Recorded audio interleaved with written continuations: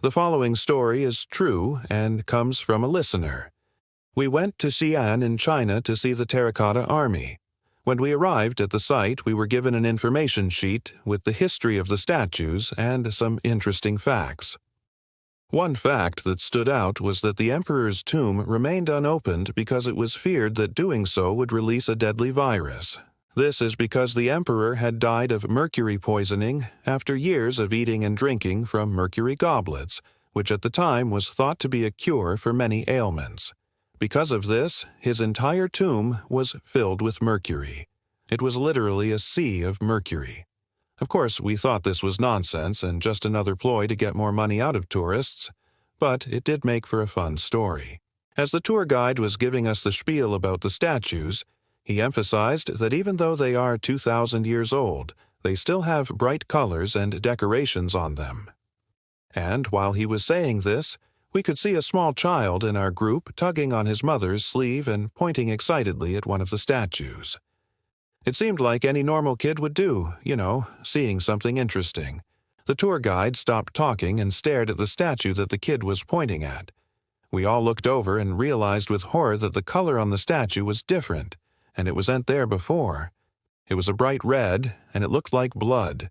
We all started freaking out and looking around us frantically, wondering if we should run away or what. The tour guide remained calm and simply told the kid to stop pointing and then carried on with the tour. We were all pretty shaken up by the whole thing, and we kept glancing at the statue that now seemed ominous and threatening. When we finally got to the emperor's tomb, we could feel the tension from the workers. They didn't want us to go in there. They were begging us not to open the tomb. The information sheet said that archaeologists had discovered mercury in the shape of a dragon inside the tomb. If they disturbed it, it would release a lethal virus and kill everyone nearby.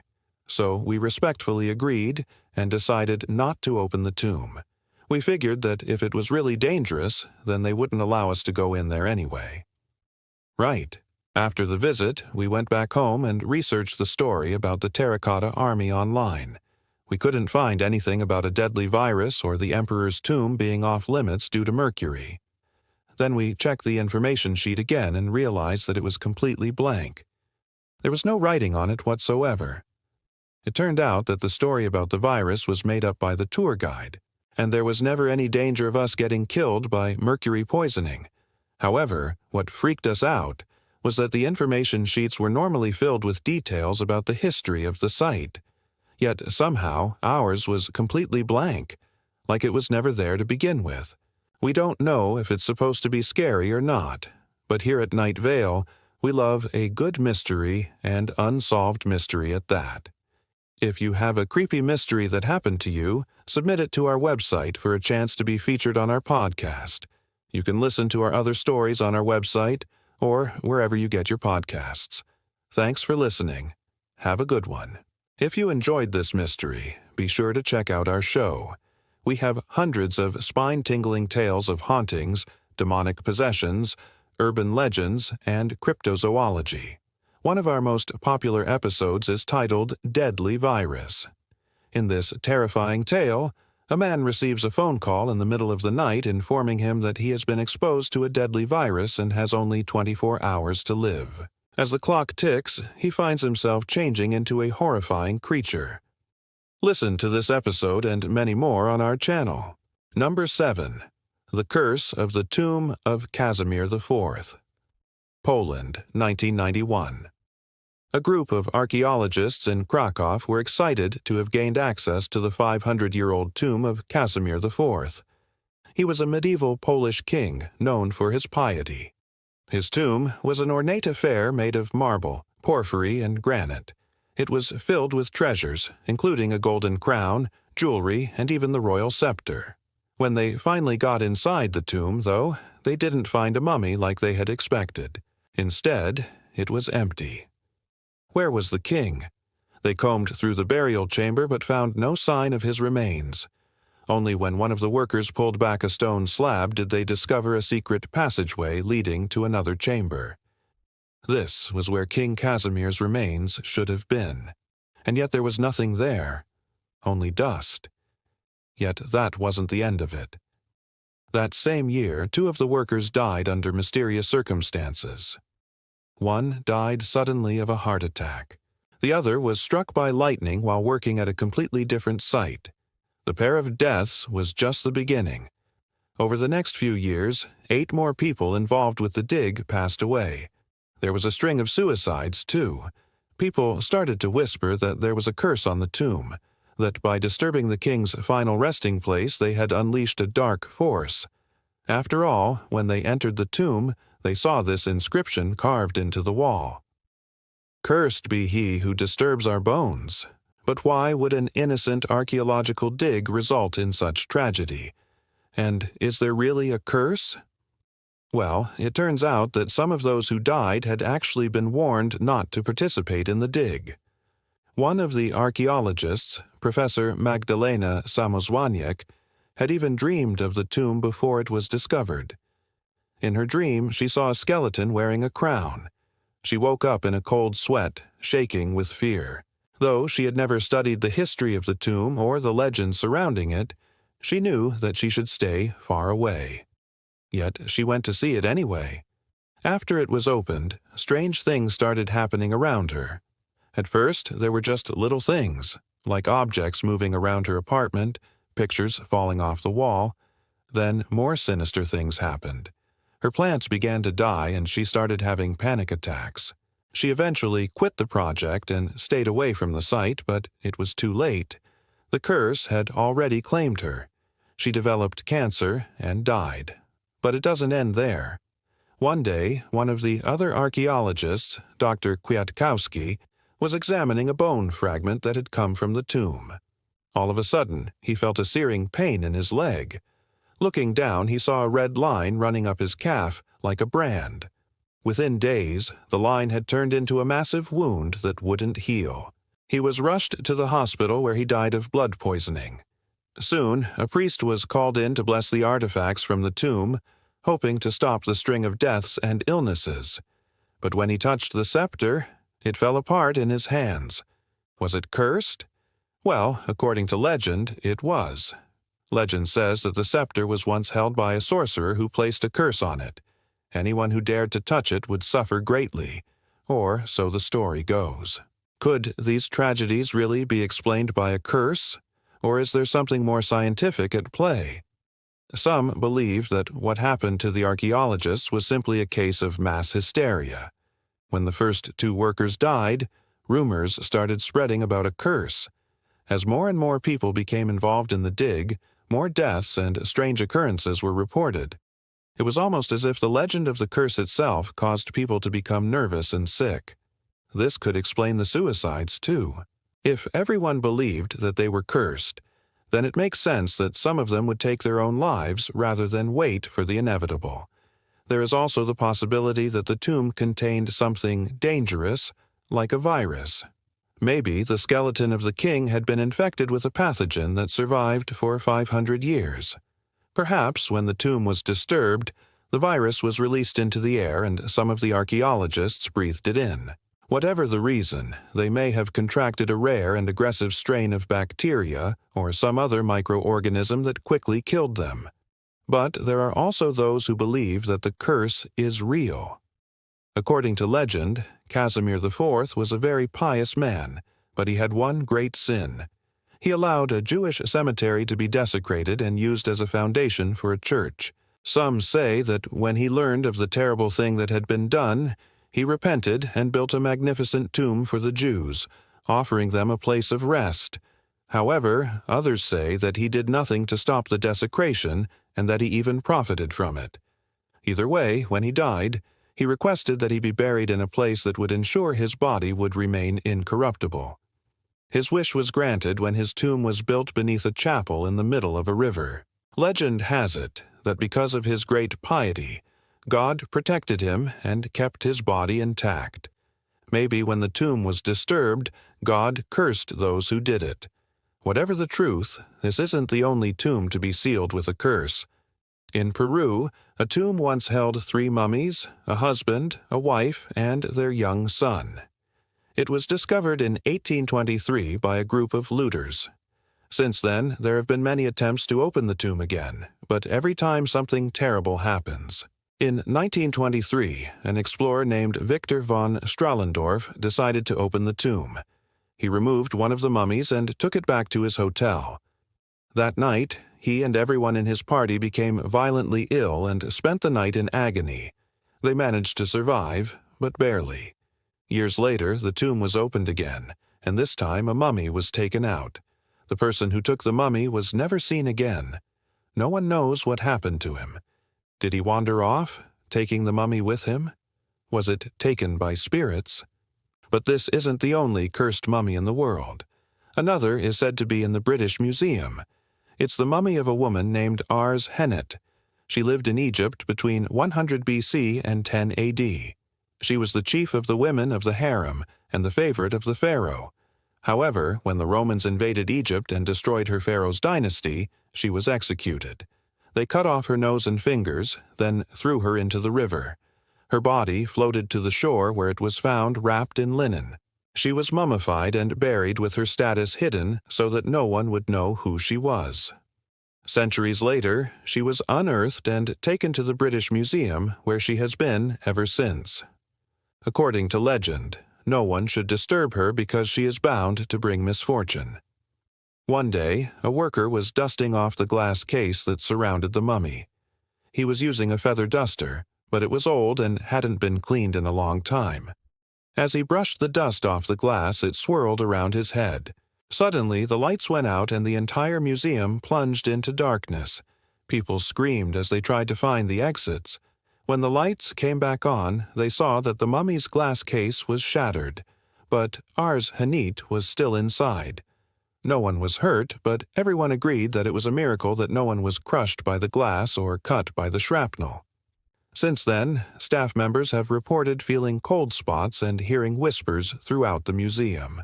Some say that if you listen carefully, you can hear Ars Henet crying out for revenge.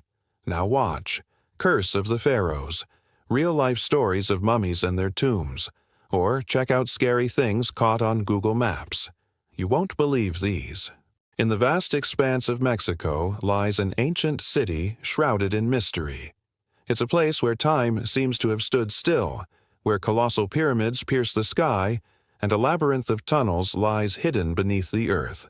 Welcome to the city of Teotihuacan, a testament to the ingenuity and brilliance of an ancient civilization that thrived here centuries ago. But what happened to its people? Where did they all go? Join us as we embark on a journey back in time to uncover the secrets of this abandoned metropolis. Teotihuacan is a name that echoes with the grandeur of a bygone era.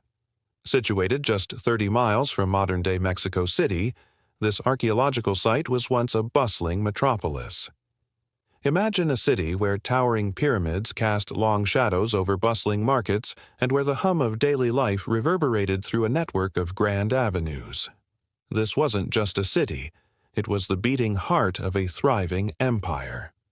The story of Teotihuacan dates back to the 3rd century BC when the first settlements began to emerge. Over the centuries, these settlements grew into a sophisticated urban center, becoming one of the largest cities in the ancient world. At its peak, Teotihuacan boasted a population of over 200,000 inhabitants, making it a true megalopolis. The city's strategic location along trade routes contributed to its growth, allowing it to become a hub for merchants and artisans from distant lands. But it's the pyramids of Teotihuacan that truly steal the show. These monumental structures are not just architectural marvels, but also windows into the religious beliefs and cultural practices of the ancient civilization. The Avenue of the Dead, or Calzada de los Muertos, cuts through the heart of the city, separating the central platform from the citadel. This avenue is flanked by 2 imposing pyramids, the Pyramid of the Moon and the Pyramid of the Sun. The Pyramid of the Moon is a testament to the meticulous planning and engineering prowess of the Teotihuacanos. Standing at 145 feet tall, it was constructed in the 1st century AD and served as a burial site for important rulers. As you climb the pyramid's steep steps, you can almost feel the presence of those who came before you, their footsteps echoing through the ages. Each block of stone precisely fitted together tells a story of human endeavor and devotion. And as you reach the summit, the panoramic view of the surrounding landscape rewards your climb, offering a glimpse into the world that these ancient builders once inhabited. But it's the Pyramid of the Sun that truly dominates the skyline of Teotihuacan. This colossal structure is one of the largest pyramids in the world, standing as a symbol of the sun god, one of the main deities in the Teotihuacan religion. At 660 feet high, the Pyramid of the Sun is a daunting sight, yet its grandeur is matched only by the mysteries that surround it. Built around the year 100 AD, this pyramid is believed to have been the final resting place of the first ruler of the empire. The sheer scale of the Pyramid of the Sun is a reminder of the advanced knowledge and organization required to construct such an imposing monument.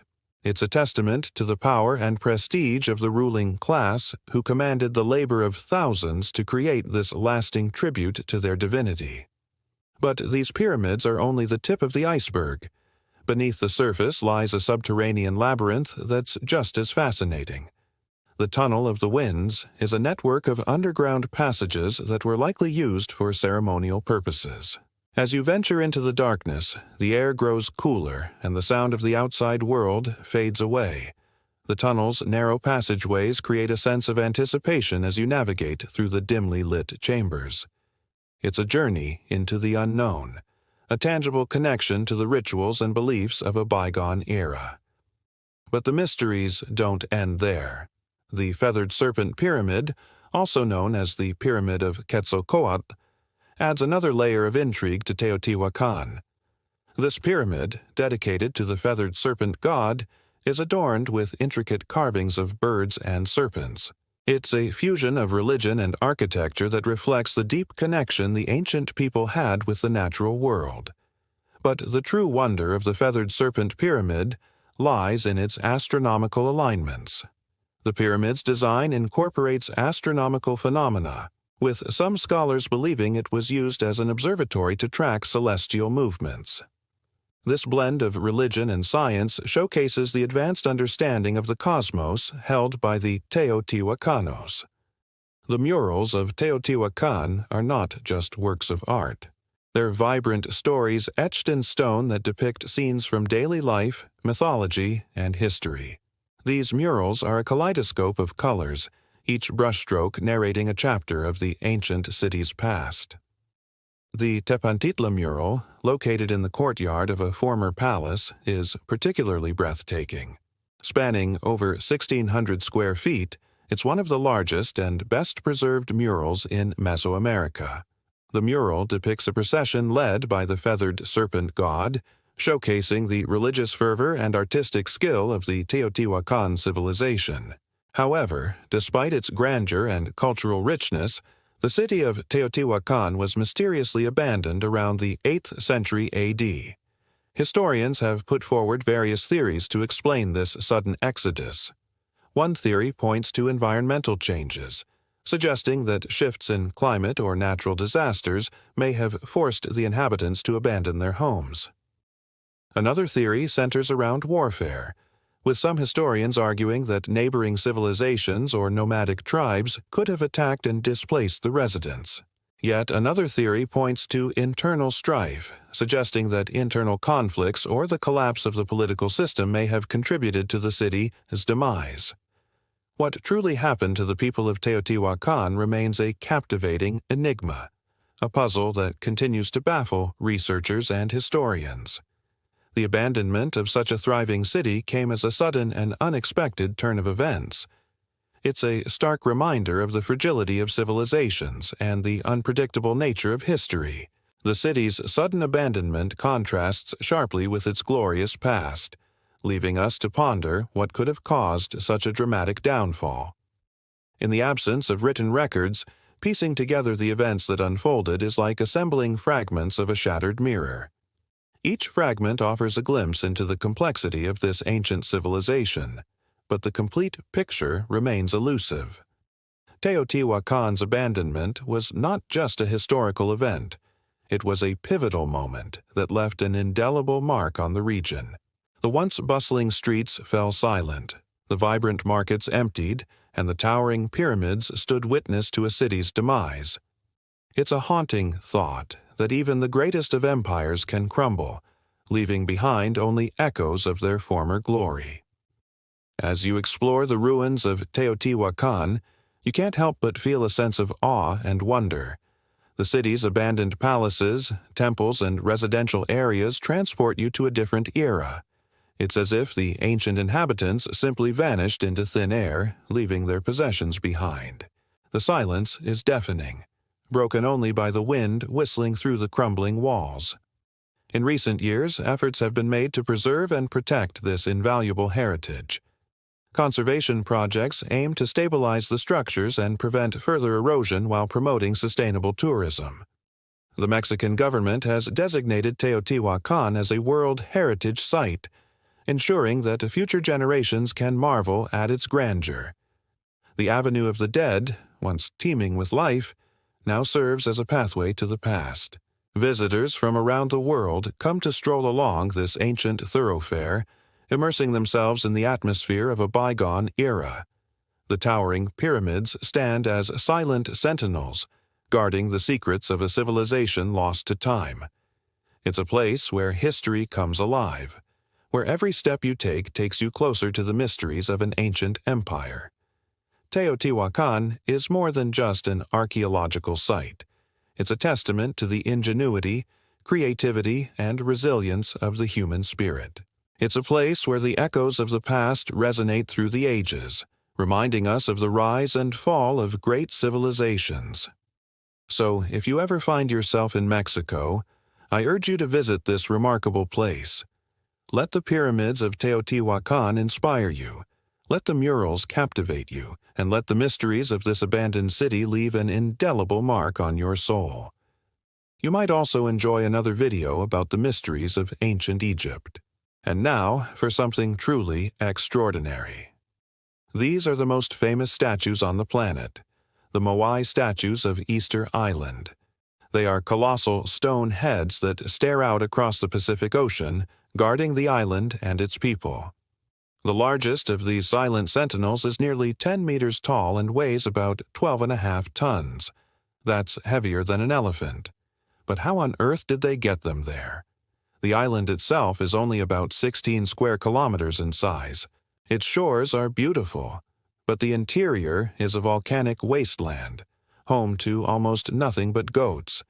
For over a millennium, these stone giants stood silently, enduring centuries of wind and wave. Then in 1775, they were finally spotted by Europeans for the first time. And here's where things get really weird. As far as anyone can tell, there were around 886 moai erected between the years 1400 BCE and 1600 CE. And according to reports from the first European visitors, there were actually more than 1,000 of them.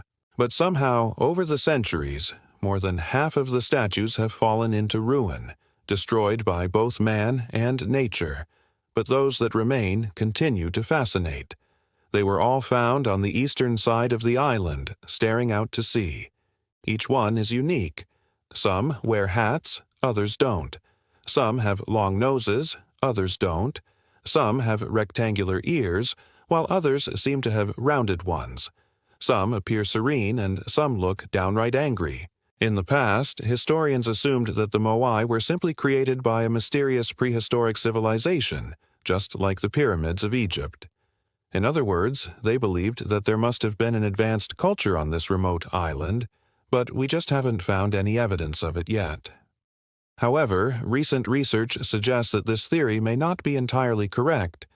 Instead, the statues may have been built over many hundreds of years by ordinary people who lived on the island during the time when the statues were being built. It was a hard life. Food was often scarce and living conditions were primitive. But despite these hardships, the islanders developed a society with its own customs, traditions, and rituals. And at the center of this society was the ahu, a raised platform made of large stones that served as a tomb for important members of the community. Over time, the ahu became more elaborate, adorned with statues of ancestral figures known as the moai. Initially, these statues were small, no more than a few meters tall, but slowly, over several centuries, they began to grow larger and larger, eventually reaching their final form, the imposing 9-meter-tall colossi that we see today. But what is the meaning of the moai? What was their purpose? To answer this question, we need to understand the culture of the islanders. There are many theories about how the moai came to be. One theory is that they represented ancestors or gods. Another is that they were symbols of power or wealth. Yet another is that they were meant to ward off evil spirits. But perhaps the most intriguing theory is that they were simply a way for the islanders to connect with their environment. You see, Easter Island is a remote and isolated place. For much of human history, it was completely cut off from the rest of the world. The nearest mainland is Chile, which is over 3,500 kilometers away. This isolation had a profound effect on the islanders. They developed a deep connection with the land and sea around them. And the moai were a way of expressing that connection. Each statue is thought to embody the spirit of the island, its people, and its history. This theory is supported by the fact that each moai is unique. No two statues are exactly alike. Some scholars believe that this was intentional, that each statue was meant to represent a different aspect of island life. Others believe that it was simply a reflection of the islanders' artistic style. But either way, the result is a truly remarkable collection of sculptures. Moai have become an iconic part of the island's culture. They are featured on everything from postage stamps to T-shirts. And every year, thousands of tourists come to Easter Island to see them for themselves. But despite their fame, there is still much that we don't know about the moai. We don't know for sure why they were built or how they got to their final form. We don't know who built them or how long it took to make them. And we don't know what happened to the other half that are mysteriously missing. All we know for sure is that they're here, standing silently on the shores of Easter Island, guarding the island and its people. But there's still a lot that we don't know about them. How were they built? If you ask modern scientists, they'll tell you that building the moai was a monumental task. To create a single statue, it took an estimated 4 to 5 months, and the work required up to 180 people. First, the islanders would have to find a suitable piece of rock. Basalt was the preferred material, but other types of rock were also used. Once a suitable piece of rock was found, it was then carved into a rough shape using stone tools. This process alone could take up to 2 weeks. But that was just the beginning. After the statue was carved, it needed to be transported to its final resting place. And this was by far the hardest part of the process. The islanders didn't have any domesticated animals to help them, so they had to rely on their own strength. Using ropes made of vegetable fibers, they would tie the statue to a wooden sled and then drag it along a network of roads. These roads were specially constructed to transport the statues and were incredibly steep and bumpy. The journey from the carving site to the ceremonial platform could take up to 4 years. Yes, you heard that right. 4 years. Just transporting the statue could take longer than building it. But once the statue arrived at its destination, it was finally placed upright on the platform. At this point, the statue was still missing its head. The islanders would then hold a ceremony and pray to their ancestors for guidance. Only then would they place the final touches on the statue, including its head. But what's most amazing about all of this is that the islanders were able to repeat this process hundreds of times. It's a testament to their skill, ingenuity, and determination. But even with all this knowledge, scientists are still baffled by the moai. For example, they still can't figure out how the islanders managed to transport the statues without any modern tools or technology. They also don't understand how such a small population could have created so many statues over such a long period of time, and they still don't know what happened to the other half of the statues that are mysteriously missing. These are just some of the many mysteries surrounding the moai. But there may be more to come. Many scholars believe that there is a secret message hidden within the statues. According to legend, each moai has a twin that lies buried beneath the platform. These buried statues were called the Tangata Manu, and they were said to represent the birds of the island. Some scholars believe that the Tangata Manu hold the key to understanding the moai. If this is true, then we may be on the verge of a major discovery. Imagine what we'll learn when we finally uncover the secrets of the moai. We may never know for sure what these strange stone giants mean or why they were built. But one thing is certain: they will continue to fascinate us for centuries to come. So, what do you think? Do you believe that the moai hold a secret message? Or do you have another theory about these strange stone giants? Let me know in the comments below, and don't forget to like and subscribe if you're enjoying the series so far. Silent guardians, carved by hands, but guided by what? What was the secret behind the construction of the moai? The answer lies hidden in the heart of Easter Island, waiting to be discovered. And now it's time for you to reveal your thoughts. Your insights are the compass guiding this series. So don't hesitate to share your ideas in the comments below. And before you leave, don't forget to hit that subscribe button. With every like and comment, you're helping to shape the future of this series. Together, we can keep the spirit of discovery alive. Thanks for joining me on this journey through time and stone. Until next time, may your own explorations be filled with wonder and enlightenment. Deep in the heart of ancient Mesopotamia, where the mighty Tigris and Euphrates rivers converge, there once stood an extraordinary testament to human ingenuity and artistic brilliance. The Hanging Gardens of Babylon were said to have been an oasis of beauty, a lush paradise suspended amidst the arid plains. Yet, despite their reputation as one of the ancient world's 7 wonders, the only thing that remains of this botanical marvel today is mystery. For centuries, scholars have grappled with the question, did the Hanging Gardens of Babylon really exist? Join us on this journey through time as we delve into the rich history of the Hanging Gardens, exploring both the captivating stories and intriguing evidence surrounding their existence. From ancient texts to modern excavations, we will leave no stone unturned in our quest to uncover the truth behind this enigmatic wonder. Are these gardens nothing more than a figment of our imagination, or do they lie dormant, waiting to be rediscovered? Let's dive right in. The ancient city of Babylon was a bustling metropolis renowned for its rich culture and impressive architecture. Imagine a sprawling city adorned with towering walls, magnificent palaces, and awe-inspiring temples. Babylon was indeed a sight to behold. However, amidst this grandeur, there existed a unique jewel that truly set it apart from other cities of its time. Enter the Hanging Gardens of Babylon. According to ancient accounts, the Hanging Gardens were a series of tiered platforms laden with exotic plants, flowers, and trees. These verdant terraces were said to have cascaded down the palace walls like a waterfall of greenery. The concept of such an extravagant garden might seem outlandish, but to the ancients, it was a tangible reality.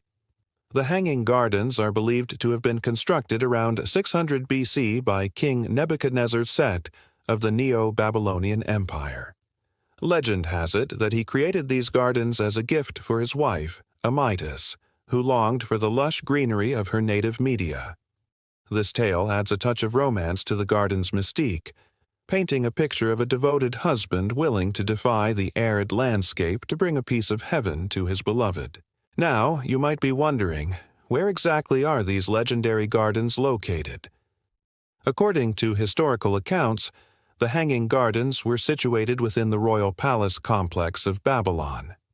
This grand palace, now lost to the sands of time, was not just a seat of power, but also a symbol of Babylonian opulence. The palace complex was a maze of majestic halls, courtyards, and gardens, each designed to impress and intimidate. Amidst this architectural splendor, the Hanging Gardens held a place of pride, captivating all who laid eyes on them. However, the exact location of the palace and consequently the gardens has remained a subject of debate among historians and archaeologists. Some believe that the palace and gardens were located within the modern-day city of Hilla in Iraq. Others argue that they lay hidden beneath the ruins of the ancient city of Babylon near Al-Hilla. This uncertainty shrouds the very foundation of the Hanging Gardens story, making it difficult to pinpoint where exactly this wonder might have stood. To unravel this mystery, let's embark on a journey to modern-day Iraq, where the ancient city of Babylon once thrived. Imagine standing amidst the ruins of this once great city, where the echoes of the past whisper tales of kings and conquests. But where exactly are we looking? According to historical records and archaeological evidence, the ancient city of Babylon was situated near the modern-day city of Al-Hilla. To reach this site, you would need to travel to Iraq, where the ruins of Babylon are located. As you explore the ancient city, your guide would point out key landmarks such as the Ishtar Gate, a monumental entrance adorned with glazed bricks depicting mythical creatures. You would also see the remnants of the processional way, a road leading to the city's central temple. But what about the Hanging Gardens? The exact location of the palace complex and the gardens within it remains a mystery. Excavations have revealed several layers of occupation at the site, making it challenging to distinguish between the remains of different periods. The search for the Hanging Gardens continues, but their elusive nature only adds to the legend. As we stand in the heart of Babylon, the weight of history settles upon us. The ancient world was truly a testament to human ingenuity and creativity. The Hanging Gardens of Babylon, even if they remain elusive, symbolize the boundless potential of human imagination. They remind us that there are still mysteries left to be unraveled and wonders yet to be discovered. Throughout history, the Hanging Gardens have captured the imaginations of poets, artists, and dreamers alike. In classical literature, authors such as Strabo and Pliny the Elder described the gardens in awestruck terms, praising their beauty and complexity. These accounts have only served to amplify the enigma surrounding their existence. One of the most compelling pieces of evidence comes from the writings of Roman philosopher and natural historian Pliny the Elder. In his book, Natural History, Pliny describes the Hanging Gardens as an extraordinary feat of engineering and a true spectacle of the ancient world. He writes, "There is a wonder, too, at Babylon, the Hanging Gardens, which is a remarkable work, especially when you consider the country. For Babylon is in a low, flat, and sandy situation, whereas the gardens are on the top of a high wall built by Nebuchadnezzar, who placed them there as a present for his wife, Amytis, who was a Persian. And this wall was built of brick and cement, and the whole was encompassed by a colonnade and adorned with all kinds of ornaments." Pliny's vivid description paints a picture of the Hanging Gardens as a masterpiece of design and construction. He emphasizes the challenges of creating such a spectacle in a flat and sandy terrain, highlighting the ingenuity required to elevate it to such heights. However, Pliny's account, like many others, is not accompanied by any direct visual evidence. This lack of physical remains has given rise to skepticism regarding their authenticity. Despite this, the descriptions in classical literature provide invaluable insights into how the Hanging Gardens were perceived by the ancients and the impact they had on those who witnessed them. Another intriguing account comes from the Greek historian Diodorus Siculus, who lived in the 1st century BC. In his work, Bibliotheca Historica, Diodorus provides a slightly different version of the Hanging Gardens' origin. According to him, the gardens were created not as a gift for a wife, but to honor the gods. Diodorus writes, "Now it is said that when the Babylonians were besieging the city of Elam, they dug a deep ditch round it, and when they had taken the city and plundered it, they dedicated the spoils in the temple of the god Marmaris. Afterwards, they say that Nebuchadnezzar, king of the Babylonians, made an offering to the god of the spoils which he took from the Elamites and dedicated the gardens which are called the Hanging Gardens." While there are similarities in both accounts, the differing narratives showcase the various versions that emerged over time. These variations add to the complexity of the tale, making it difficult to separate fact from fiction. Yet it is precisely this ambiguity that has allowed the legend of the Hanging Gardens to flourish. As we delve deeper into the mystery, it's essential to approach the sources with a critical eye. Historians and archaeologists rely on textual evidence, artifacts, and archaeological findings to piece together the past. When it comes to the Hanging Gardens, the textual evidence is our primary resource. However, it's crucial to recognize the limitations of relying solely on written accounts. Ancient texts often contain biases, cultural perspectives, and sometimes embellishments. It's possible that some descriptions of the Hanging Gardens may have been exaggerated or even fabricated to enhance the reputation of Babylon as a great city. Furthermore, the absence of contemporary visual depictions of the gardens raises questions about their actual appearance and construction methods. Without concrete visual evidence, our mental images of the Hanging Gardens are largely influenced by artistic interpretations and imaginative reconstructions. However, the lack of visual evidence does not necessarily negate the garden's existence. It simply means that we must remain open-minded and cautious in our interpretation of the available sources. To gain a more comprehensive understanding of the Hanging Gardens, we must consider the broader context of ancient Babylon. Archaeological excavations in and around the ancient city have revealed many fascinating insights into the lives and accomplishments of its inhabitants. By examining the palace complex, temples, and other structures within the city, archaeologists can reconstruct daily life in Babylon during its heyday. This contextual evidence helps us appreciate the possibility that the Hanging Gardens could have been a part of this rich and vibrant civilization.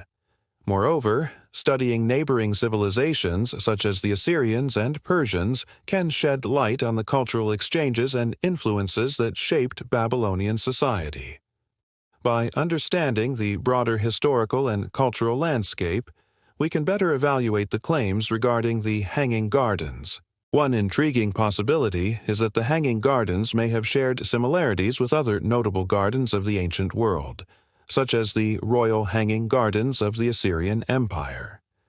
By analyzing the descriptions of these gardens and comparing them to the accounts of the Hanging Gardens of Babylon, we can gain a deeper appreciation for the horticultural achievements of these ancient cultures. Perhaps the Hanging Gardens of Babylon were not an isolated phenomenon, but rather part of a wider trend of creating elaborate gardens as symbols of power and beauty. However, it's important to acknowledge that the absence of direct evidence leaves room for doubt and alternative theories. Some scholars argue that the Hanging Gardens were a figment of the collective imagination, a symbolic representation of Babylon's greatness rather than a physical reality. This view suggests that the gardens may have existed only in literary and artistic representations. Furthermore, others propose that the descriptions of the Hanging Gardens were based on earlier accounts of the terraced gardens of Nineveh, the capital of the Assyrian Empire. If this theory holds true, then the Hanging Gardens of Babylon may have been a misidentification or a misunderstanding of these earlier gardens. Ultimately, the question of whether the Hanging Gardens actually existed remains a tantalizing enigma. While we may never have all the answers, the pursuit of knowledge and understanding drives us forward. Each new discovery, each analysis brings us closer to unraveling the mysteries of the past. The Hanging Gardens, whether they existed as described or in a form yet to be uncovered, serve as a reminder of the boundless curiosity and spirit of exploration that define our journey through time. What are your thoughts on the Hanging Gardens of Babylon? Do you believe they existed as described in ancient texts, or are they merely a product of myth and legend? Share your thoughts in the comments section below. Additionally, if you enjoyed this video, please don't forget to hit the like button and subscribe for more fascinating content. Thank you for joining us on this journey through time, and we look forward to seeing you in the next video. This is the incredible story of the lost city of Atlantis. Greece First, written by Plato 2,400 years ago, it's a tale of a powerful civilization that existed in the days of old, but today it lies beneath the waves. Could this be a legend that's too detailed to be fiction? Or does it hold proof of a forgotten history? Let's start at the beginning with the man who started it all, Plato. He was an ancient Greek philosopher, a student of Socrates and the teacher of Aristotle, but he's best known for his creation of the Atlantis myth. This all happened way back in 360 BC when Plato was writing his philosophical treatise called The Republic. In this piece, he described the ideal state and government, and he used a fictional story about Atlantis to illustrate his points. And that's right, because Plato created the entire story of Atlantis. Right? Well, maybe not so fast. See, Plato opens his story by having two of his characters discuss something that's been bothering them, that there doesn't seem to be any connection between the ruling class and the people they govern. There seems to be no common ground between the two. Then one of the characters, the philosopher, says that he knows just the story to illustrate how this problem can be avoided. He then tells the story of Atlantis. And what a story it is. He tells how 9,000 years before his time, Atlantis was the most powerful naval force in the world. They were located on an island in the Atlantic Ocean, but this wasn't just any island. Oh no, it was ringed by cliffs and had a huge wall around the city to keep out invaders. Inside the wall were 9 concentric circles radiating out from the center of the island. The outermost ring was the defensive wall, but within that were streets, buildings, and public spaces. But the center of the city contained the royal palace. The citizens of Atlantis were said to have been strong, handsome, and fair-minded. Their government was a mix of democracy and monarchy. Every male citizen could vote on laws, but the king was considered to be divine. Atlantis was rich too, with plenty of gold and other precious metals. In fact, their wealth was legendary, and they used some of that wealth to build great temples to the gods. But Atlantis didn't stay great forever. You see, the Atlanteans became arrogant and greedy. They decided to invade the neighboring country of Athens, but the gods weren't happy about this, so they sent a huge flood to wipe out the city. Now, we don't know exactly how many people Plato thought died here, but he said that only a few escaped with their lives. The city of Atlantis was completely destroyed and sunk into the ocean. So, is that the end of the story? Well, actually, no. There's a twist. Plato wrote down the story of Atlantis so that future generations would know how a great civilization could be destroyed. He hoped that his readers would learn from the mistakes of the past and make sure that they didn't repeat them in the future. So, while he did create the story of Atlantis, he likely wanted his readers to think it was real. That's why he wrote it in such detail. He wanted them to take it seriously. Now, what's funny is that even though Plato made up the whole story, people still believed it for hundreds of years. They believed that Atlantis really did exist until it was rediscovered in 1882. But we're getting ahead of ourselves. Let's go back to the time of Plato. After reading his story, many people believed that Atlantis really had existed. Some scholars say that Plato based his story on actual events. Maybe he was told the story of a real city that had been destroyed and sunk into the ocean. If that's true, where did he get his story from? We may never know for sure, but there are a few theories. One theory is that Plato was inspired by the destruction of the Minoan civilization. This was a Bronze Age culture that existed on the island of Crete. It reached its peak between 2700 and 1450 BC. But in 1450 BC, the civilization was wiped out by a volcanic eruption on the nearby island of Santorini. Plato was born about 600 years after this event. So it's possible that the story of Atlantis was passed down to him through oral tradition. Another theory is that Plato was inspired by the destruction of the city of Helice. This happened in 373 BC. The city was located in the Peloponnese region of Greece. One day, the city was struck by an earthquake. Part of it collapsed into the sea. To this day, archaeologists can't find the city because it's buried under 30 feet of mud. Could this be the inspiration for Plato's Atlantis? Well, it's possible. But let's go back to that Santorini eruption. Did Plato base his story of Atlantis on the destruction of the Minoan civilization? Well, there's evidence to support this idea.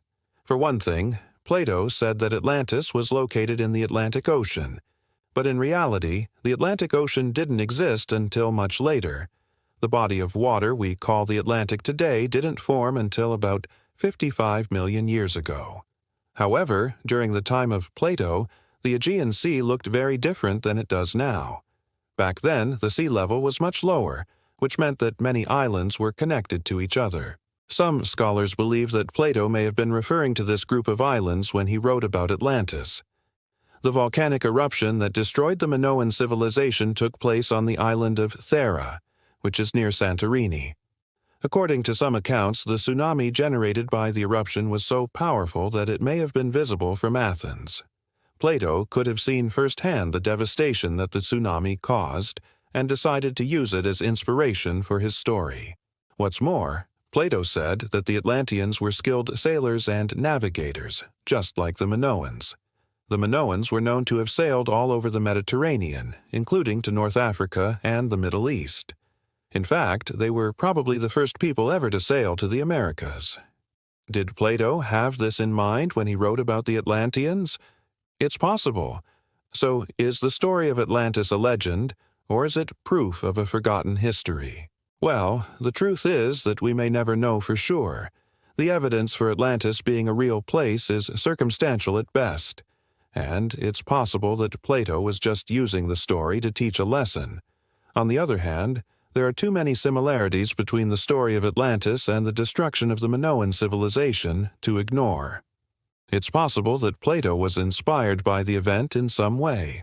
Maybe he heard the story of the Minoan civilization and decided to create a fictional story about it. Or maybe he witnessed the destruction of the city of Helique and decided to write a story about it. Whatever the case, the story of Atlantis has captured the imaginations of people for centuries. It's a story of a powerful civilization that was destroyed and lost to the sea.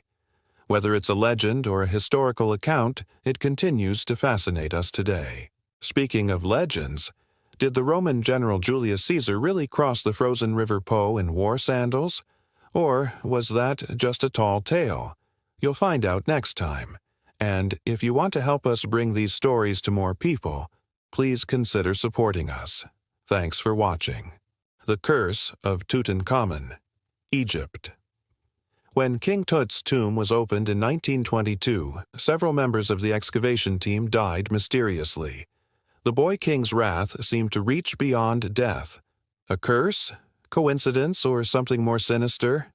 Hi everyone, it's me, and today we are exploring the curse of Tutankhamun. Do you believe in curses? Let me know your thoughts in the comments. King Tutankhamun's tomb was discovered by Egyptologist Howard Carter on November 6, 1922, deep in the Valley of the Kings near Luxor. The discovery of the tomb excited the world. For the first time in over 2,000 years, a newly found pharaoh had been brought to light. Unfortunately, the excitement didn't last long. Within a few months of the discovery, several members of the team and people connected to the excavation died suddenly and mysteriously, leading many to believe that the young king's tomb held a curse. As you watch, you'll learn about all of the strange events that took place after the tomb's discovery. Let's start with the story of Tutankhamun, also known as the Boy King. He became pharaoh at around the age of 10 and ruled from 1332 to 1323 BC. His reign was marked by political turmoil and controversy. King Tutankhamun is best remembered for his bust, one of the most popular symbols of ancient Egypt. After his death, he was entombed with great riches, including jewelry, chariots, furniture, food, and clothes. This added to the mystery surrounding the tomb. What other treasures lay hidden within it? It wasn't until thousands of years later that the tale of Tutankhamun would capture the world's attention. In 1922, archaeologist Howard Carter finally discovered the entrance to the long-lost tomb. Before entering the burial chamber, he examined the entrance and saw these words carved into it. "If you want to be wise, turn back and go home, for the sleeping one does not want to be disturbed. Was this a warning? Carter continued forward and found the mummy of the boy king lying in a golden coffin. The discovery of the tomb caused an international sensation. Newspapers reported the discovery with headlines like "Dead King's Tomb Found" and "Discovery of the Tomb of Tutankhamun." The New York Times even reported that the British government believed it could become the country's greatest money spinner. Everyone wanted to see the magnificent tomb and its treasures. Following the discovery, visitors and staff started dying under mysterious circumstances. Within 3 months, 7 deaths were recorded. Many others became ill with strange symptoms. Was there really a curse? Let's examine some of the deaths. The first death was that of a young man named Ahmed Hamdi, who was a member of Carter's team. He developed a high fever and died just a few weeks after the discovery of the tomb. Some sources claim he was the first person to enter the tomb after Carter. Others say he was working on cleaning the entrance when a piece of debris fell on him, causing his death. Either way, his sudden passing was a bad omen. Next to die was a friend of Carter's, a man named Douglas Derry. While examining the mummy, he noticed that it had no heart. Perhaps he should have left well enough alone. At the time of his death, he was staying at the same hotel as Carter. During the night, he woke up feeling unwell and sat down on the edge of his bed. Shortly after, he had a massive stroke and died before medical help could arrive. The third victim was a wealthy Egyptian landowner named Ali Mohammed. He was among the first to explore the tomb. Just days after visiting, he felt sick and died soon after. Lord Carnarvon was the next victim. He was the main funder of the dig. When he heard about the discovery, he quickly flew to Egypt to take a look for himself. However, after spending only a few minutes inside the tomb, he developed malaria and eventually died in his sleep. There was speculation that he may have actually died from a mosquito bite. But strangely, none of the many other people bitten by mosquitoes died. The fifth death was that of Sir Arthur Conyngham. He had previously worked with Carter in Egypt and came to check on his progress. He got sick shortly after viewing the mummy and died 2 weeks later. Moving on to the sixth victim, we have Cecil Beaton, who was the photographer tasked with documenting the excavation and the artifacts. Shortly after finishing his work, he too succumbed to illness and died. Finally, the seventh victim was Lady Evelyn Herbert. She visited the tomb and tragically died of a snake bite. These deaths occurred between late 1922 and early 1923. Many people, especially those involved in the excavation, were beginning to believe that a curse was to blame for the deaths. There were rumors that King Tutankhamun's spirit was angry about being disturbed and was now exacting revenge. According to legend, Tutankhamun was an angry god, and anyone who dared disturb his rest would suffer horrible things happening all around us. It seemed clear that someone was deliberately targeting us.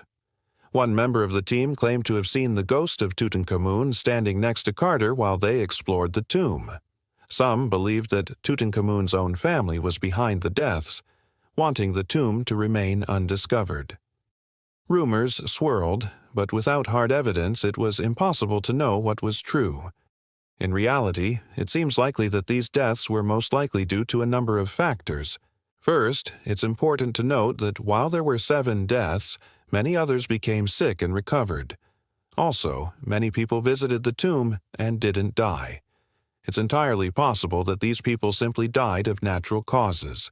People tend to remember the sensational stories and forget about the less exciting ones.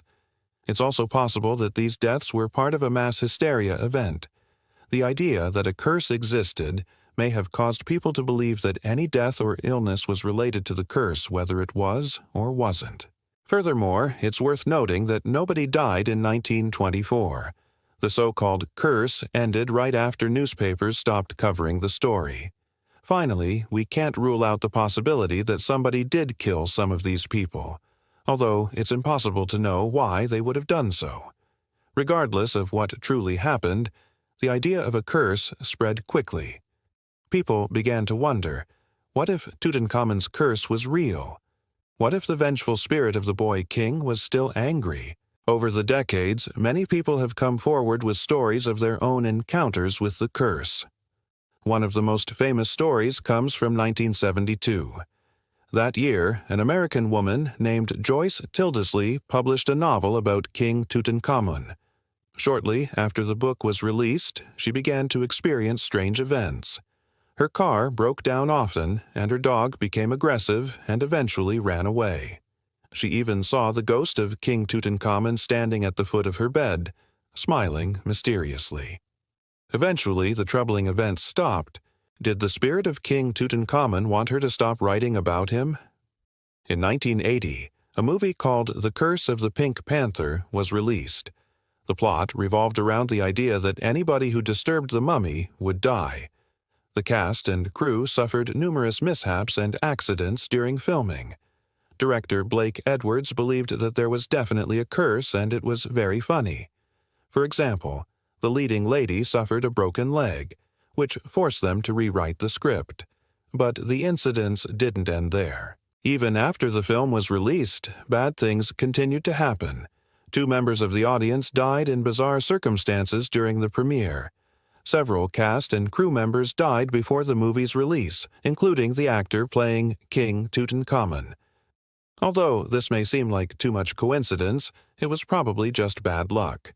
As for the original excavation team, they mostly lived full lives after working on the dig. Howard Carter continued excavating other sites and discovered many other artifacts. He even survived a car crash.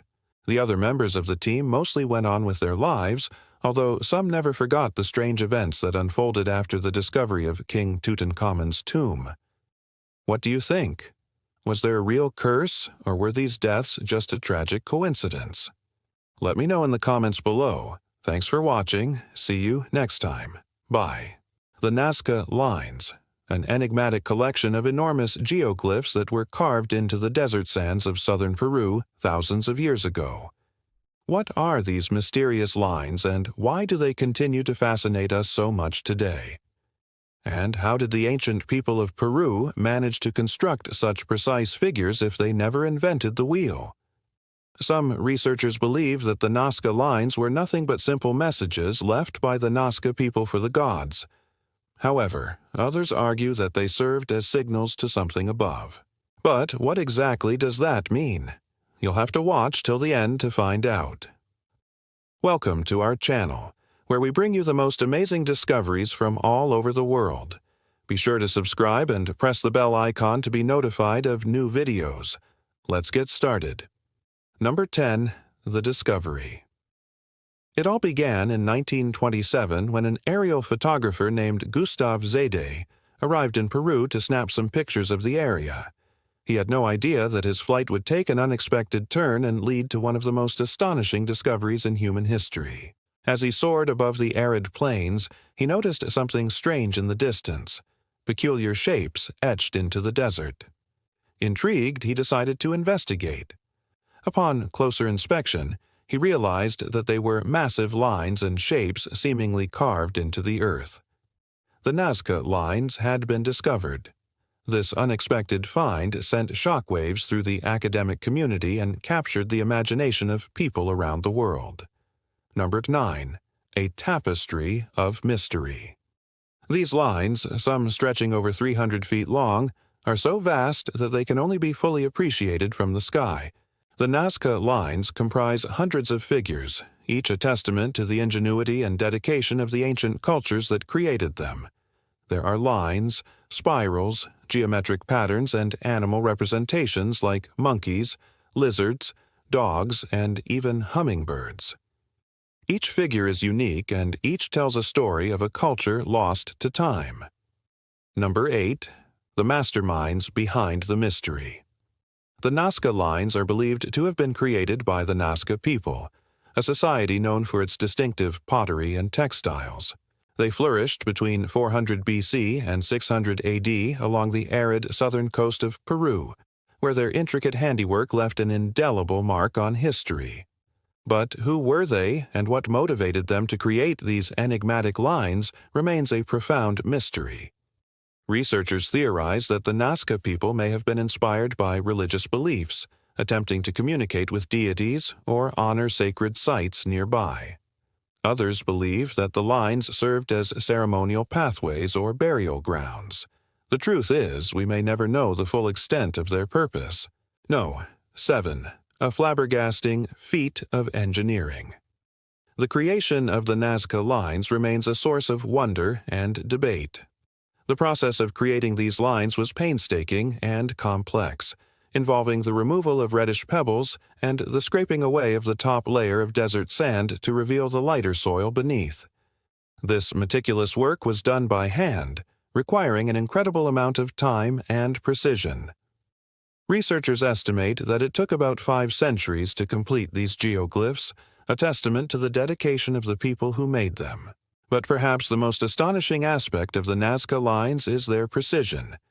The straight lines are remarkably accurate, maintaining consistent width throughout their length. The animal figures are so detailed that even the individual feathers of the hummingbirds are discernible. Such accuracy is truly mind-boggling when one considers the tools and technology available to the Nazca people. Number 6. Enduring legacy. Despite their remote location and fragility, the Nazca lines have endured for centuries, silently bearing witness to the passage of time. However, their survival has not been without challenges. Over the years, erosion, natural disasters, and even vandalism have threatened their existence. To preserve these invaluable artifacts for future generations, conservation efforts have been undertaken to protect and restore the Nazca lines. Authorities have implemented measures to control erosion, limit human impact, and raise awareness about the cultural significance of these lines. Additionally, advanced technologies such as satellite imagery and aerial photography have been employed to monitor and study the Nazca lines, providing invaluable insights into their creation and maintenance. Number 5. A gateway to the cosmos. One of the most intriguing aspects of the Nazca lines is their astronomical alignment. Many of the figures and lines are perfectly aligned with significant celestial bodies or events, such as the solstices and equinoxes. This suggests that the Nazca people had a deep understanding of astronomy and used the lines as a form of celestial navigation. Some researchers believe that the Nazca lines served as a type of calendar, allowing the ancient people to keep track of the passing seasons.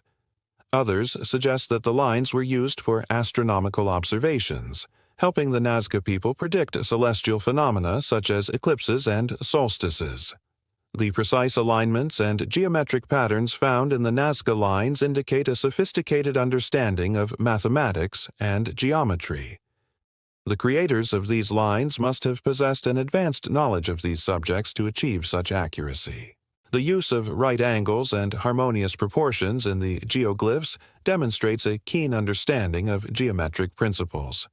For example, the monkey figure is precisely aligned with the North Star, Polaris, and its outstretched arms form perfect right angles. Similarly, the hummingbird is aligned with the Southern Cross constellation, with its wings forming symmetrical triangles. These astronomical alignments and geometric precision make the Nazca lines a unique and enigmatic feature of Peru's cultural heritage. Number 4. Nazca people.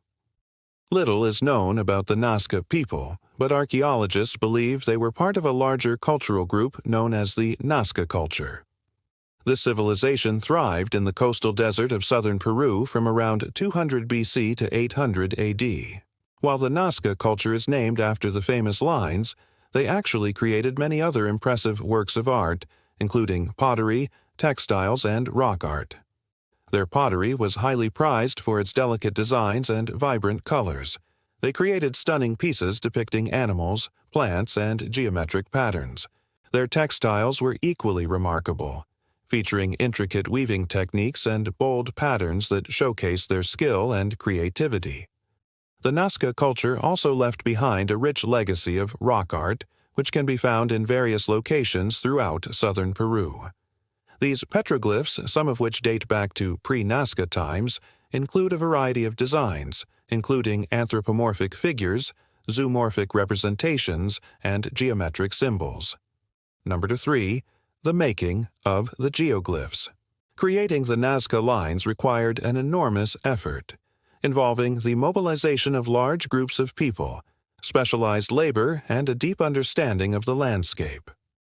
First, the Nazca people would have needed to choose suitable locations for their geoglyphs, considering factors such as visibility, accessibility, and alignment with celestial bodies.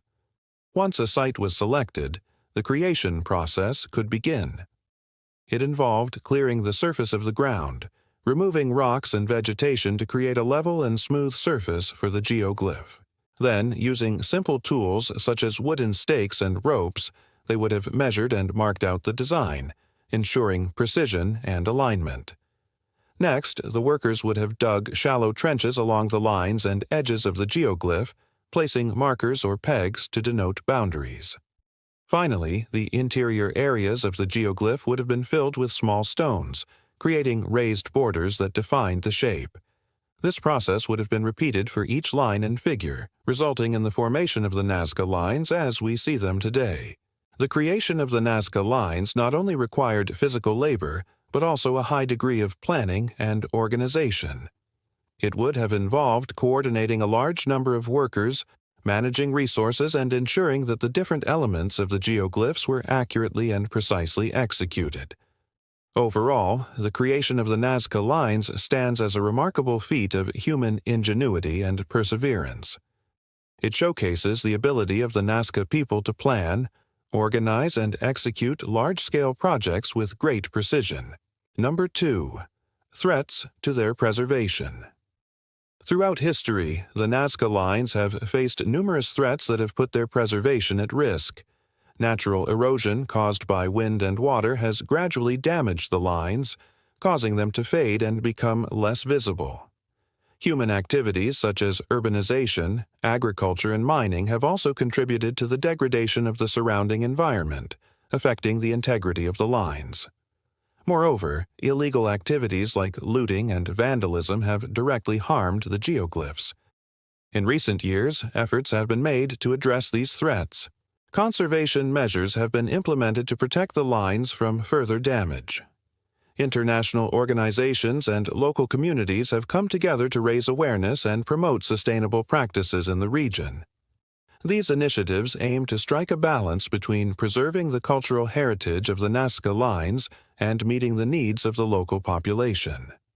It is crucial to continue investing in research and conservation efforts to ensure that these ancient wonders are protected for future generations. Number 1. Unlocking the enigma. As researchers continue to explore the Nazca lines, they employ various methods to unlock the secrets held within these enigmatic lines.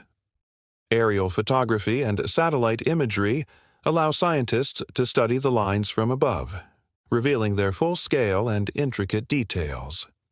Ground-based surveys enable researchers to examine the lines up close, collecting samples and analyzing the soil composition and patterns. By studying the alignment of the lines with celestial bodies, astronomers and archaeologists seek to understand their possible astronomical significance. Furthermore, interdisciplinary collaborations involving archaeologists, anthropologists, astronomers, and geologists bring diverse perspectives and expertise to unraveling the mysteries of the Nazca lines. Each discovery adds another layer of complexity to this enduring puzzle, reminding us of the ingenuity and cultural richness of the ancient civilizations that once inhabited this region. What are your thoughts on these fascinating lines? Do you think they are nothing but simple messages left by the Nazca people for the gods, or do you think they served as signals to something above? Share your thoughts below. If you enjoyed this video, don't forget to leave us a like and subscribe for more amazing content. Even. The Great Flood Myths, Global. From Mesopotamia to the Bible, ancient stories tell of a world-destroying flood. Different cultures, same tale. Did something truly happen? The year is 2023, and you're watching this channel. In the next 60 seconds, I'm going to tell you about the most widespread myths across human history, one that has stuck with us for so long it's still in our language today. I'm talking about the Great Flood. In ancient Mesopotamia, the biblical story of Noah's Ark tells of a great deluge that wiped out all life on Earth before giving way to a brave new world. But that's not the only culture that has such a story. Ancient Chinese accounts speak of a great rain that lasted for 40 days and 40 nights, just like in the Bible, and they too tell of a lone boat that survived the deluge, except in this case there were two of them. The Hindu epic poem the Mahabharata recounts a similar tale of a great flood sent by the gods to wipe out humanity, a story that also appears in the ancient Indian Buddhist text called the Jataka tales. It's believed these tales come from even older oral traditions. But wait, there's more. Greek mythology speaks of Deucalion and Pyrrhus, who survived the Great Flood by clinging to a piece of driftwood, and in the Finnish national epic, the Vala, man who survives a flood sent by the gods to punish humanity for their wickedness. This story is shared by other pre-Christian Germanic peoples, as well as the Slavic peoples, the Eskimos, and many more. The list goes on and on.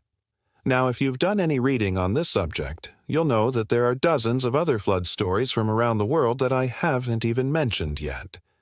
So why are we focusing on just these today? Well, because when you look at the oldest versions of these stories, which predate Christianity by hundreds of years, there are some striking similarities. And I think you'll agree these similarities are too much to be just coincidence. Take, for example, the Sumerian story of Ziusudra and the destruction of mankind. In it, the gods hold a great council and decide to send a flood upon the earth. They instruct Ziusudra to build a boat and enter it with his family and the animals to preserve life.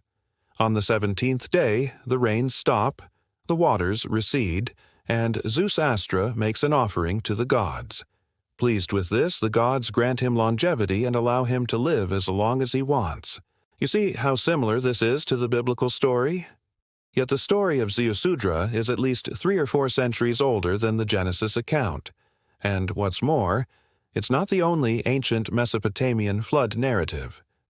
There's another story about a man named Atrahasis who is warned by the gods that a great flood is coming. He builds a boat and enters it with his family and the offspring of every living thing. After 40 days and 40 nights, a dove sent out from the boat finds no resting place. So Atargatis releases a swallow, which returns with an olive leaf, signifying that dry land is near. When the boat comes to rest, Atargatis makes an offering, and the gods are appeased, allowing Atargatis and his family to live the remainder of their lives in peace. Again, remarkable similarities to the biblical account. We have every reason to believe that these Mesopotamian stories are the oldest versions of the flood narrative. Not only are they the earliest written down, but they seem to be the most detailed and elaborate. Later versions, including the biblical one, appear to have been inspired by these Mesopotamian tales. So, if these stories come from older traditions, yet are remarkably similar to the biblical account, does this mean that the Bible got its story from pagan sources? And if so, is the whole thing just a big fat lie? Well, not necessarily. First of all, the fact that there are similar stories in different cultures doesn't prove that none of them are true. After all, we know that the biblical account is true because God spoke about it in the Bible, and the Bible cannot be wrong. Second, just because one tradition copies another doesn't mean that it didn't experience the event itself. Maybe there really was a great flood back in the distant past and the memories of it were preserved in these ancient cultures. Or maybe these stories come from a time when the antediluvians were still alive and passed down the memories of the flood through oral traditions. Some scholars believe this is exactly what happened. What's more, we have physical evidence of a massive flood layer that dates back thousands of years. This points to a worldwide flood. But if that's the case, where are the boats?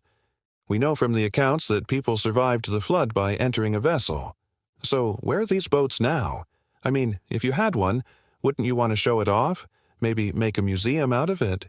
Well, actually, there are ancient boats that are claimed to have survived the flood, such as the one in the British Museum that's over 5,000 years old. But I'm guessing you haven't heard of this because the mainstream media won't talk about it. I think there are several reasons why the story of the flood has stuck around for so long. The first is obviously because it's a good story. In less than 10 minutes, you can recount the entire narrative. Also, it's easy to understand. Most people can grasp the concept of a worldwide flood. Plus, it's emotionally engaging. Who doesn't love an underdog story? And the story of the flood is basically David versus Goliath, except instead of David slaying Goliath, he and his family survived the greatest natural disaster in human history. And, let's face it, we've all been through disasters ourselves. Whether it was a hurricane or a flood, or maybe your wife threw you out of the house after watching my last video, I don't know. We can all relate to being persecuted and yet surviving against all odds. So, naturally, this would have been a very compelling story to ancient audiences. The second reason this story has endured is because it's easy to explain everything. Before modern times, people didn't understand how long the Earth had been around or how life evolved. When faced with something mysterious, like a fossil, people could just say, it came from the flood. You can explain all geological formations, natural disasters, climate change, extinction, anything that fits your narrative. The biblical account says that the flood wiped out all life on Earth, and that's exactly what we see in the geological record. Obviously, it wasn't global since it specifically excluded those in the boat, but it certainly seems to have covered most of the Earth. But that's just speculation. The final reason this story has endured is because people want it to be true. We all know someone who claims that the Bible is literally true in every sense. But how do you respond when someone quotes the Bible to you? You can't exactly say, well, that's a nice story, but I don't buy it. I mean, that would kill your testimony faster than me saying, hey, atheists, here's why you're wrong.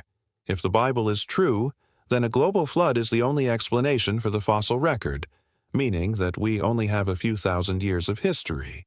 If you take a literal view of the creation account, this is a major problem for Christians.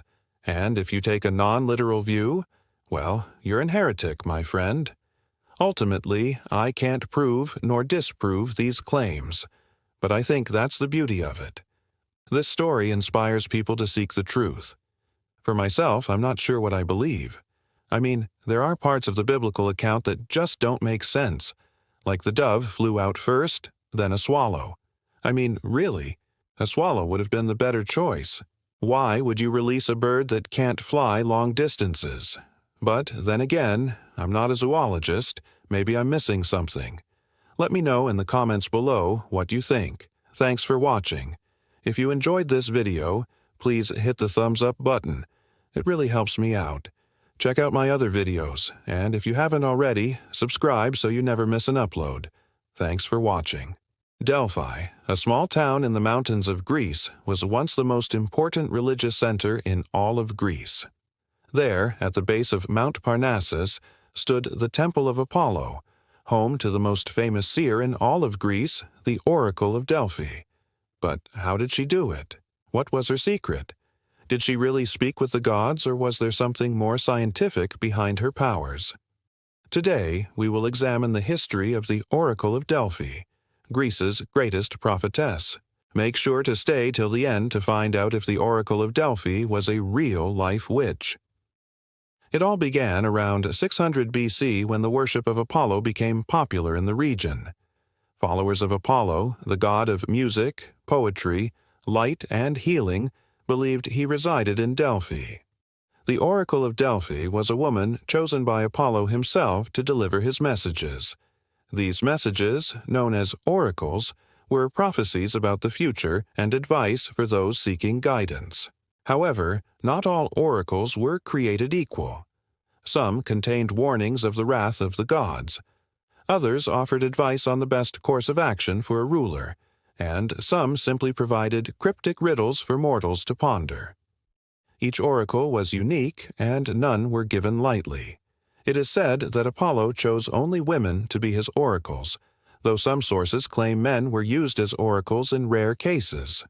Oracles had to be virginal priestesses, unmarried and free from any physical deformities. They also had to be between the ages of 20 and 40, because outside of those years, their minds would become too old or too weak to comprehend the visions granted to them. To become an Oracle of Delphi was considered a great honor, and many young women volunteered for the position.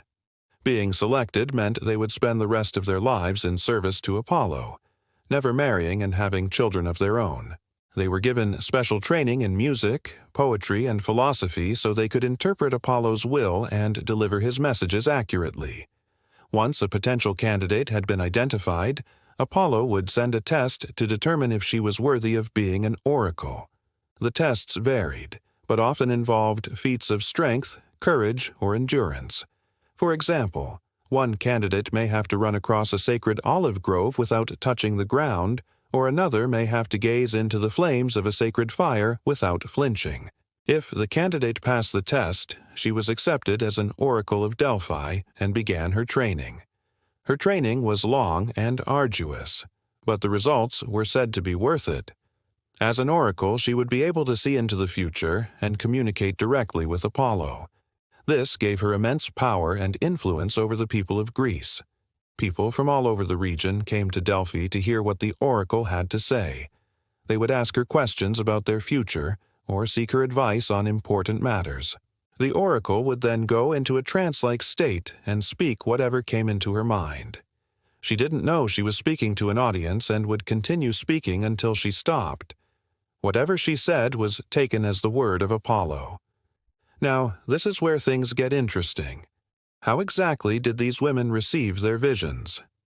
According to legend, the vapors they inhaled came from a fissure in the earth that emitted poisonous gases. When the priestess leaned over it, she would inhale the vapors and enter a trance-like state. This trance-like state allowed her to speak freely and allowed the god to speak through her. However, recent evidence suggests there may be more to the story. Many historians believe that instead of simply inhaling vapors, the priestesses actually ingested a psychoactive drug known as miana. Miana is a naturally occurring hallucinogen found in the leaves of the laurel tree. It is thought that the priestesses either chewed on the leaves or brewed a tea from them. This would cause them to experience a euphoric high and allow them to enter a trance-like state. During this state, they would be more susceptible to suggestion and could easily believe they were speaking with the gods. But why would Apollo choose such a method to communicate with humans? He was the god of truth and light. Why would he use deception to mislead mortals? One theory is that Apollo wasn't trying to deceive anyone. Instead, he was simply using a method of communication that humans could understand. After all, he was the god of music, poetry, and light. It only makes sense that he would use a more poetic and mysterious approach to communicating with humans. Another theory is that Apollo was just one of many gods vying for attention at Delphi. In fact, there is evidence to suggest that other gods, such as Zeus and Hades, were also trying to communicate with humans at Delphi. The priestesses may have been chosen by Apollo, but the visions they received could have been from any number of gods. This idea is supported by the fact that not all oracles were pleasant.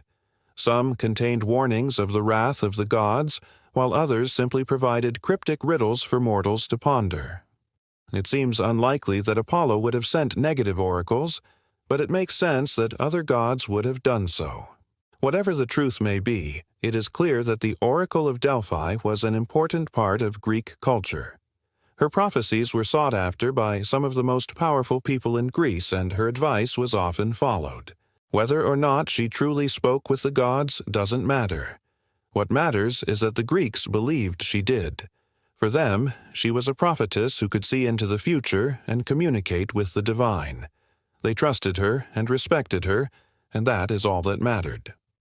However, let us not forget that many of the oracle's prophecies were incredibly accurate. Pythia, the most famous oracle of Delphi, was said to have predicted the destruction of entire cities, the rise and fall of empires, and even the death of kings. If this is true, then it begs the question, how could a simple drug-induced vision be so accurate? One possibility is that the priestesses were actually using a form of divination to make their predictions. Divination is the practice of seeking knowledge of the future or understanding the hidden by supernatural means. There are many forms of divination, such as astrology, palmistry, and tarot reading. The Oracle of Delphi may have used a similar technique to make her predictions. She may have looked to natural phenomena such as the flight patterns of birds or the behavior of animals to get clues about the future.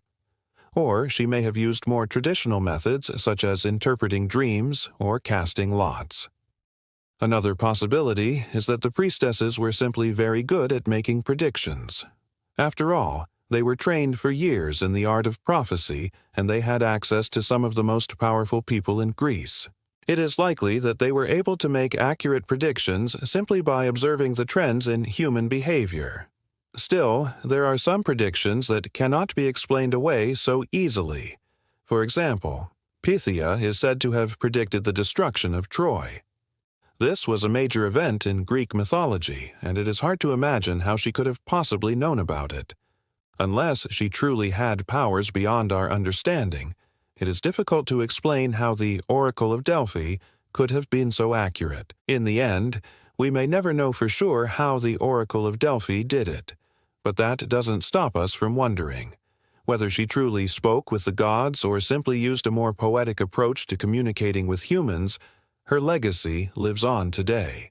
Her prophecies are still studied by scholars, and her story continues to fascinate us.